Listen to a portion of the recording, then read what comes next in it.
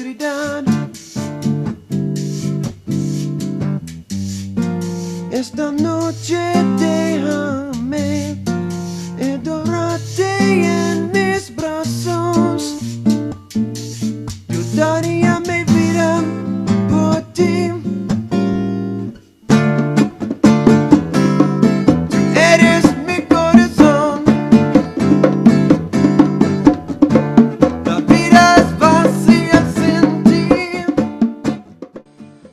Hey YouTube, this is Clarky with another project that I've been working on, which I finally completed. This one was just as a gift, really, to a friend of mine in the US. He's actually named this the Quadinaros. I hope that's how you pronounce it.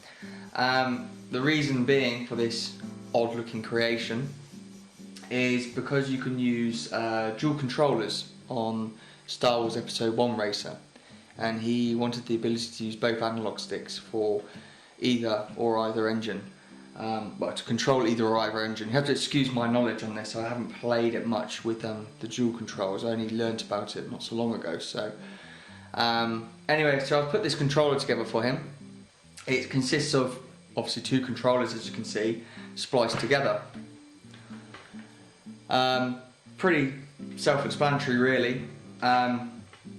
It's got two controller plugs on the end, one for player 1 port and player 2 or player 3, depending on which game you're playing.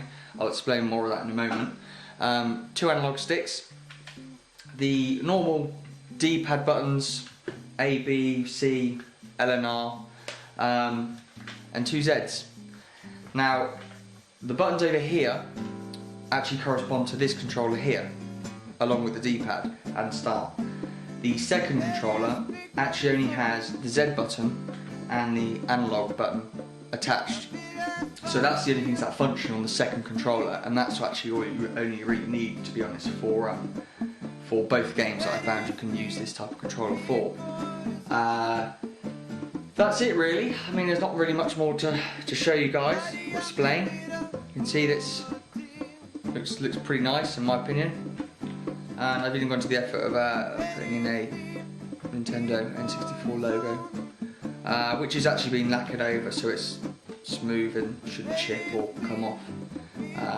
We've got the gunmetal paint for the actual controller and a bronze colour for the buttons and analog stick, etc. Some may ask, why didn't I move the start button to the middle? Well, you know, there's not a lot of room here for a start. And it was just effort that was unnecessary, to be honest. I mean, it's useful here anyway, because I mean you don't have to move the hand off the button to jump over here. So, you know, I think it's okay. It looks all right, and I know my mate is quite happy with it. So I think he's looking forward to getting his hands on it and seeing what times he can get on Star Wars Episode 1 Racer. But anyway, for now, we shall now move on to a demo test as per usual, like in most of my videos, and I'll show you guys what this controller is really about. See you in a moment. Okay, so we're going to go roll straight into a demo of Star Wars Episode 1 Racer. I've set up the game already to utilise two controllers. You also have to ensure that you plug in player 1 into player 1 and player 2 into player 3 for this to work. I'm not going to go into details about how you get this cheat to work, or whatever you want to call it. It's all across the internet, so you can find details there. I'll fire straight in.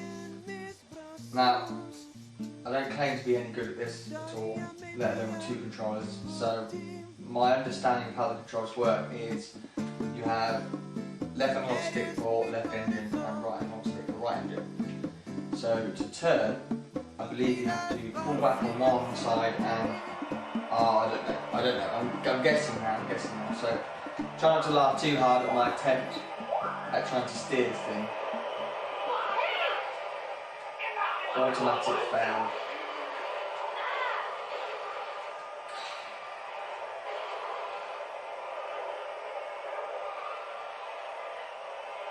God, this takes some getting used to. I'm really not sure on how you're supposed to get this to turn. God.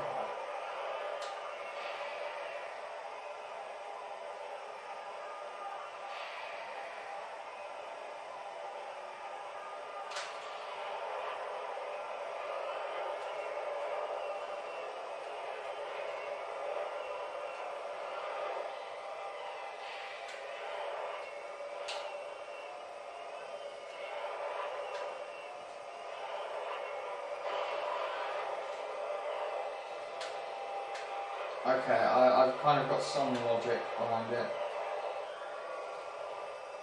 Now you've also got the Z buttons underneath, which I believe are for thrust when you get to a certain speed. I don't think I'm going to show you that because I'm not very good at this at all.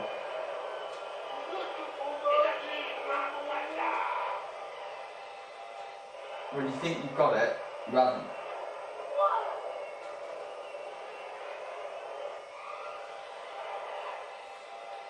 So hopefully my friend will have a better time at this than I will.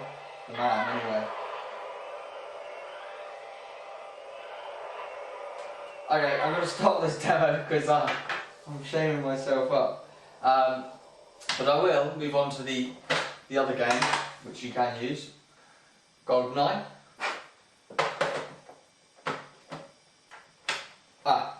One thing you do have to do is plug in the player 2 port, player 2 plug into player 2 port.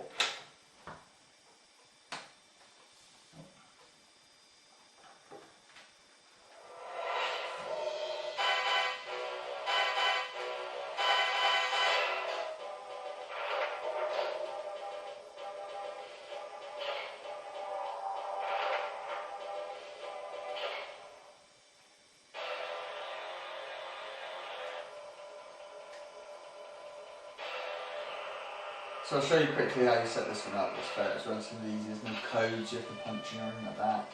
Go to the start menu, go to the controllers, and it's already set actually. Now you've got a couple of different ways of setting the controller. You can have it on plenty, which means that this is look, this is move, this is fire, left Z is fire, right Z is aim. You can have it on galore, which is this one's look, this one's move, this left analog, left Z's fire, etc, etc. Anyway, have a look yourself, find which one suits you best. I tend to prefer, I think Domino I was playing with earlier on, so here we go, you've got move and you've got look. So you've got left and right strike. So basically this just acts as the C buttons, I believe. Yeah, so your C buttons don't work. And all the controls put onto the second analog stick. And you've also got aim. It does take some getting used to still.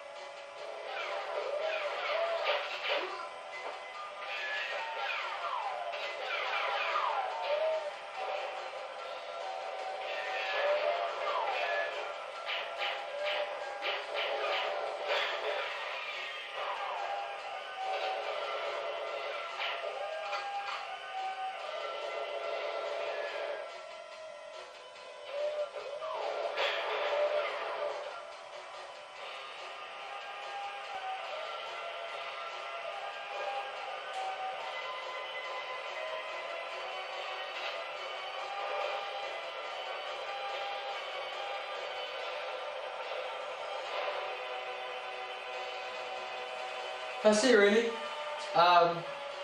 This is the Quadinaros, as named by my friend. So I hope you enjoy this and can get used to it. I certainly can't at the moment. I think you need a bit more practice.